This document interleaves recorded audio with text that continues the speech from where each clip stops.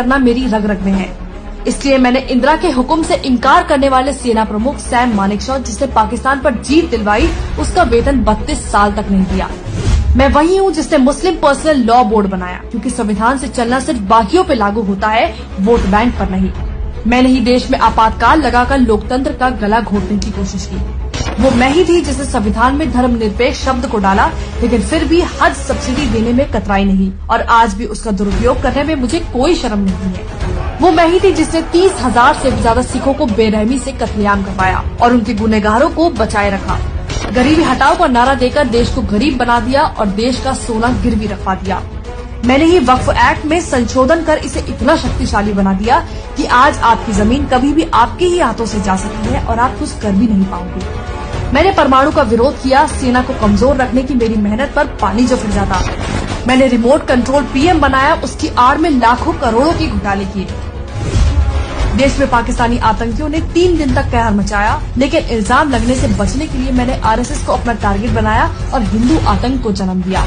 वो मैं ही थी जिसने देश से छिपकर चीन के साथ MOU साइन कर अपने ही देश की कमर में छुरा घोंपा था। मैंने ही कोर्ट में हलफनामा देकर कहा कि श्री राम काल्पनिक है और राम सेतु को तोड़ने की कोशिश की। मैंने वोट बैंक के लालच में हज पर 50% की सब्सिडी दी, पर अमरनाथ यात्रा पर 25,000 का टैक्स लगाकर सारा पैसा वसूल लिया। देश में महंगाई को 2 डिजिट में रखना ही मेरी खासियत थी। मैंने CAA पर लोगों को गुमराह कर उसका विरोध किया, जिससे देश की करोड़ों की सरकारी प्रॉपर्टी को नुकसान पहुंचा। मैंने सेना को राफेल न मिले इसके लिए अंबानी को बदनाम किया। मुझे अपने अस्तित्व को बचाने के लिए चुनाव का ढोंग करना पड़ रहा है, क्योंकि कुछ लोगों को परिवारवाद पसंद नहीं। मैं कांग्रेस हूँ, मुझे नफरत है इस देश से, इस देश के हिंदुओं से।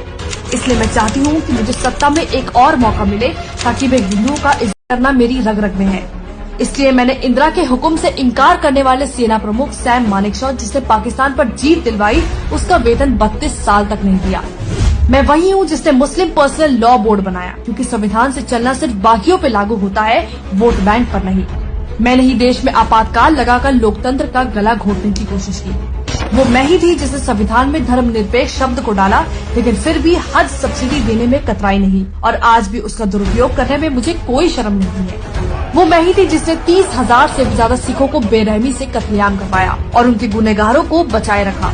गरीबी हटाओ का नारा देकर देश को गरीब बना दिया और देश का सोना गिरवी रखवा दिया।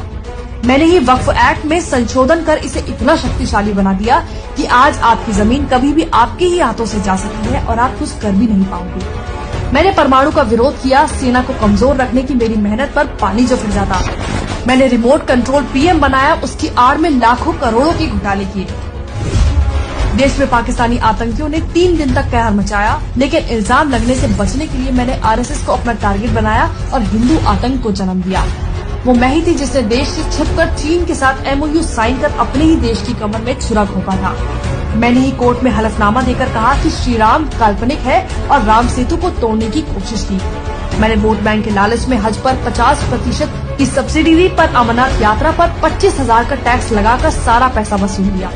देश में महंगाई को 2 डिजिट में रखना ही मेरी खासियत थी।